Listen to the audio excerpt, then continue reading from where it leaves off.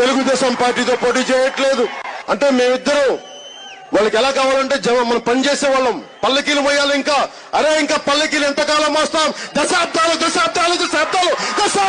మోస్తూ ఉన్నాం పల్లకీలు. చాలు అలసిపోయాం. పల్లకీలు మోసి భుజాలు వలిసిపోయినాయి. చాలు, వీళ్ళకి పల్లకీలు మోసింది చాలు. ముగిద్దాం. అవునా? చాలు పల్లకీలు మోసాం వీళ్ళందరికీ. వాళ్ళకి 10 సీట్లు 15 సీట్లు పడేస్తే వాళ్ళు అలా తిరుగుతారండి. పవన్ కళ్యాణ్ జనసేన సైనికులు మనల్ని కించపరిచింది. అది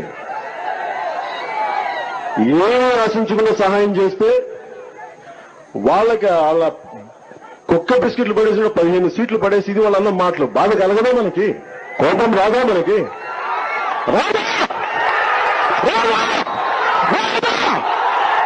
వస్తుంది. కానీ అంటే మీరు పడేస్తే భిక్ష వేయడానికి ఏమనుకుంటున్నాం? మేము జన సైనికులు, ప్రజల కోసం పనిచేసేవాళ్ళం. మేము ఇస్తాం మీరు తీసుకోండి, మీరు ఇస్తాం మేము తీసుకునే వాళ్ళం కాదు. నేను ముఖ్యమంత్రి కావడానికి సిద్ధంగా ఉన్నాను, సంసిద్ధంగా ఉన్నాను.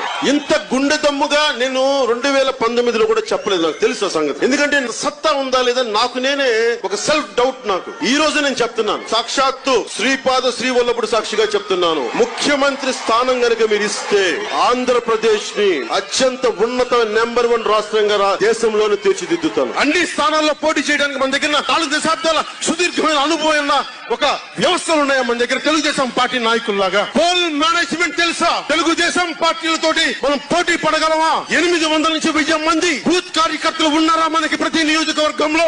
ఏమున్నాయి మన దగ్గర? గౌరవ ముఖ్యమంత్రి శ్రీ నారా చంద్రబాబు నాయుడు గారికి మద్దతు ఇచ్చాను 2014 నుంచి. అంటే మన దగ్గర సత్తా లేనప్పుడు అది ఓట్లు చీలకుండా అది ఇస్తే అది ప్రజలకి బలం అవుతుందని 2014 నుంచి నేను అదే పని చేశాను. ఆంధ్రప్రదేశ్ 15 సంవత్సరాల స్థిరత్వం కావాలి పాలనలో. ఈ కూటమి చాలా బలంగా ఉండాలని నేను మనస్ఫూర్తిగా కోరుకుంటా ఉన్నాను. దానికి కృషి చేయాలి, కృషి చేద్దాం. చిన్నపాటి తప్పులు ఒప్పులు ఏదైనా ఉంటే దాన్ని నేను కూర్చొని ప్రత్యేకించి అవసరమైతే గౌరవ ముఖ్యమంత్రి నారా చంద్రబాబు నాయుడు గారితో మాట్లాడి వారి తెలుగుదేశం పార్టీది కూడా మాట్లాడి ఏదైనా తప్పు ఒప్పులుంటే సరిదిద్దే బాధ్యత కూడా నేను ముందుండి నేను తీసుకుంటాను. ఆ మాట మీకు ఇస్తున్నాను. ముందుగా పోతే వెనకుండి తీసుకోండి, ఎక్కడుండి తీసుకున్నా మాకేం ఉండదు. కానీ మీ ఐడియాలజీ, మీ ప్రాగ్మటిజం, మీరేమేమి మాట్లాడారో ఒకసారి గుర్తు చేద్దామని.